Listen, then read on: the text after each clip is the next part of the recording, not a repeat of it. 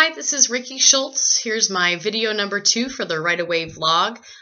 Just to remind you, I'm a young adult contemporary writer rep by Barbara Powell of the Irene Goodman Literary Agency. So last time I talked to you about showing and not telling, and I said that this time I would talk to you about how maybe we could cut down on our word counts. So there are lots of ways you could do this. Today I'm going to focus on just 2 things. One would be passive verbs, and then also descriptors. So we want to get rid of those things.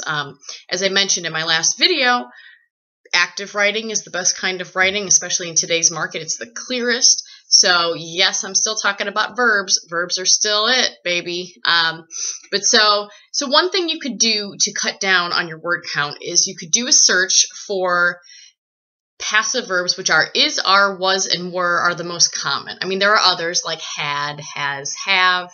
Those you could add to the mix as well, but just for the purposes of this, is, are, was, or were. So for example, you might have a lot of sentences where it says something in a paragraph, they were swimming. So you do a little search for were, you find that particular sentence, and you change it to they swam. Wow, okay. Hopefully you're varying your sentence structure a little bit. We do want to use some passive verbs sometimes in order to vary the sentence structure, but for the most part, you're not really going to miss those passive verbs. You really aren't. So were swimming becomes swam. Beautiful.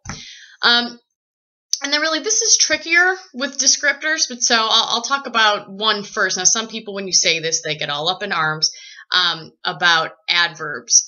So I typically say, yeah, you really don't need to use adverbs. I mean, you can sometimes, and certainly if you never do it and you're not varying your sentence structure, it's going to sound strange. It might be kind of sparse, but you don't always need them. So here's 2 sentences, okay?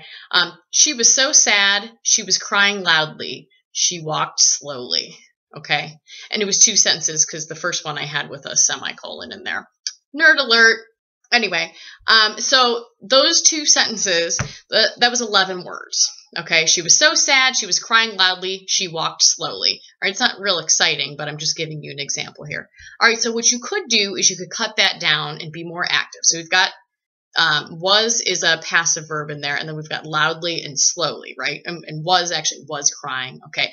So here's where you could go in with a more active verb, right? Actually 2 more active verbs. So change it to something like, she sobbed as she trudged away. All right, that's 6 words. So you went from 11 words to 6 words. So if you look for opportunities like this in your manuscript, you can cut it down by quite a lot. You might say, okay, well, that was only 5 words. Sure, but if you do that several hundred times throughout your manuscript, you're going to cut down by a lot. That's almost half there, okay? And then you can just switch out the verbs. If, you could say she wailed as she trudged away instead of sobbed. Depends on what you're going for, what connotation you're going for. Another thing, okay, so let's look at this. This is a little bit longer, but a lot of times when I'm looking at people's manuscripts, if I'm editing them, I will see things like this. So descriptors in terms of not just adverbs, but also adjectives, okay? And people might say, what do you mean I can't use adjectives? We can use them, but sometimes people overuse them, and it's not good. So let's take a look at this. The menacing-looking man caught my attention. He looked suspicious in his black hoodie, dark pants, and combat boots. His eyes were dark, and he looked at me through his long, messy onyx hair. Okay, so that's something that's a typical description that I see when people, first of all, they're trying to give off a mood, right? So it's kind of telling writing because this was it was passive, it was redundant, and it was done in 34 words. So you've got, how many, let's see, menacing looking, suspicious, that's kind of redundant, right? Because it's sort of the same thing, plus you're telling us how to feel about him. Black hoodie, dark pants, combat boots, his eyes are dark. He looked at me through his long, messy onyx hair. So you've got 9 descriptors in there, okay? You don't need that. And plus, we don't really know what he's doing. We don't have any kind of action. You've given us 100, not 100, but 9 descriptors. And it's hard for us to keep track of all of them. Basically, we might look at that, we might skim it and say, okay, he's creepy, all right? That doesn't really, it's not active. So what you could do is something like this. The man slunk into view and pierced me with his soulless eyes. His hair dripped down the shoulders of his hoodie like ink. Okay, so we went from, that was 34 words initially, this was 22. I mean, maybe it's not wonderful, but it's definitely more active, okay? We've got the man, he's actually doing something. He's slinking into view. He slunk into view, okay? So we actually see him, the word slunk, it's a verb, yay. The word slunk, that gives us the connotation that he's menacing, that he's suspicious, that he's doing something he shouldn't be doing. All right. I did use 2 descriptors. Soulless eyes. Okay, so that helps a little bit give a visual. Like I said, you don't have to completely get rid of descriptors.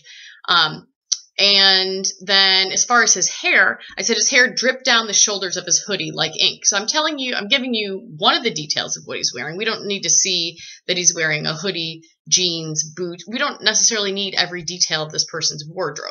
Okay.